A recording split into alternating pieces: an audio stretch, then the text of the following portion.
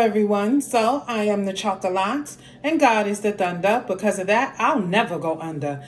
So let me give y'all some of my cooking history before I begin to tell y'all why this is one of my favorite things to use when cooking. I've been cooking ever since I was about 11. I've been cooking a long time, for over 20 years. I learned how to cook in my mother's kitchen. May she rest in peace. My mother, she was a home cook. She was a home cook originally from Charlotte, North Carolina. And so her great grandma, no, excuse me, her grandma, which is my great grandma, taught her how to cook. Her mother too, but her grandmother taught her most of her skills. So me as a little girl, I could remember being in the kitchen with my mother as she prepared different meals. And my mother was a cook from scratch. And when I say she cooked things from scratch, she cooked things from scratch. Okay, this is one of my favorite things, the good old blender. It's a oldie but goodie, and as long as it's still working, I will not get rid of it. I like to use this blender to, it's just a great help in the kitchen. It helps me in mixing things. Like when I'm making my banana pudding, I like to use this. I don't mind mixing it by hand, but I like using this better because first of all, it has the measurement of liquid on the side, okay? And it just works great. It mixes my pudding up very well, okay? And then what I do is I add the other ingredients, to my banana pudding. And yeah, this is great for sauces too. When I'm making sauces, there's certain sauces I like to make. When I'm in the mood, of course, I like to make honey mustard sauce. Then there's this other sauce that I like to make. It's just, it just really, really helped. When it comes to me making another type of sauce that I'm thinking of, this right here is what's up.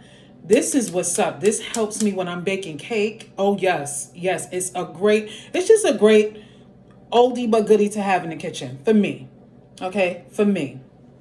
And cooking has just been something that I've really, really enjoyed even when I was a little girl. I would listen to my mother tell me stories about her growing up in the South when she was cooking in the kitchen. And I remember when she taught me how to cook fried chicken, first teaching me how to clean it, how to properly clean it when I did eat meat. And she taught me how to season that chicken. She taught me all of that. She taught me not to be scared of the stove, not to be scared of the oil popping on me when frying chicken. She taught me that, you got to make, you know what I'm saying? You can't be scared of frying the chicken. You got to make the chicken respect you. Something to that effect. Just really good old stories in the kitchen. In the kitchen, I learned a lot of life lessons. My mother taught me a lot of life lessons in the kitchen.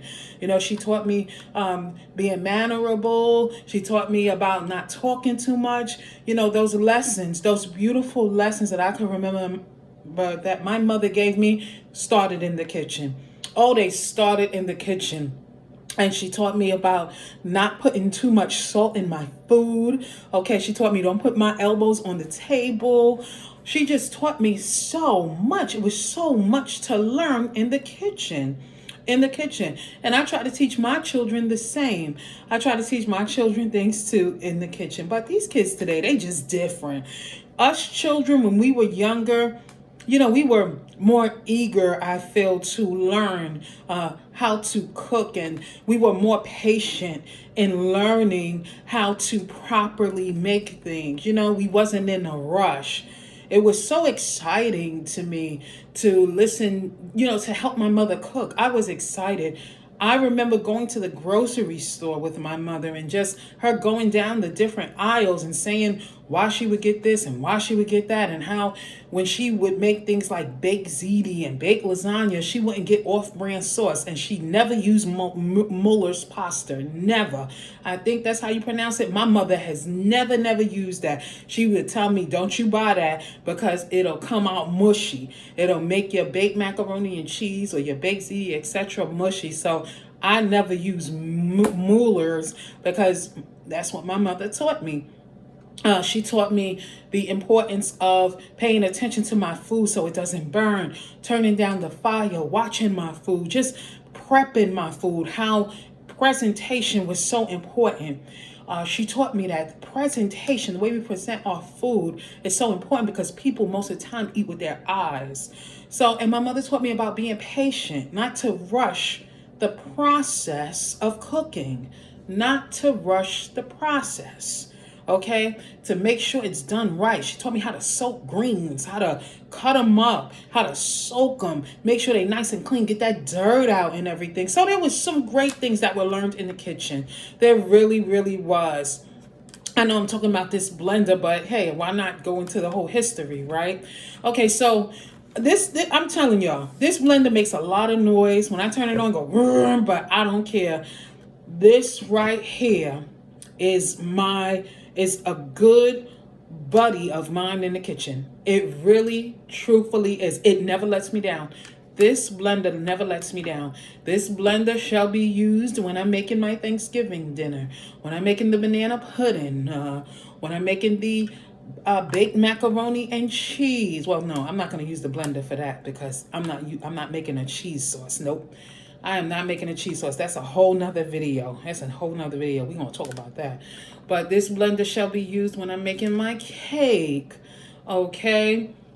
Yeah, this blender is definitely going to be used for such things. It really is. And it has some great features on it. It's a 10 speed.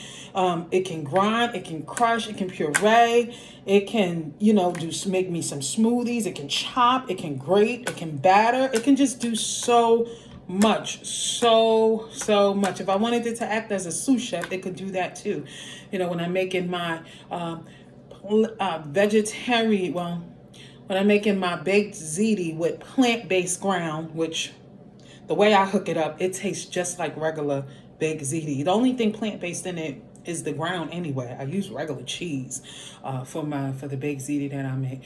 And that's it. My mother taught me the importance of writing out menu when holiday cooking. So I'm writing out my menu.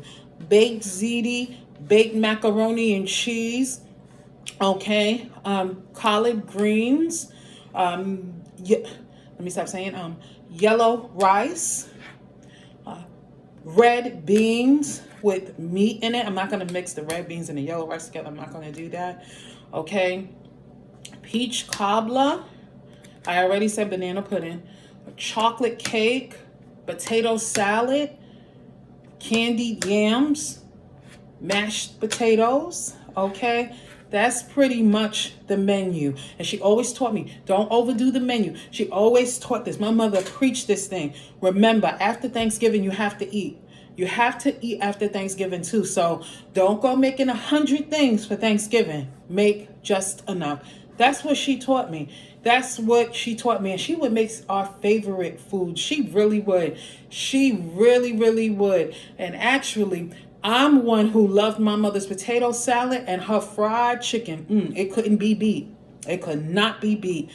As good as I cook, it probably come a tiny little bit close to my mama's cooking. But other than that, no, it don't.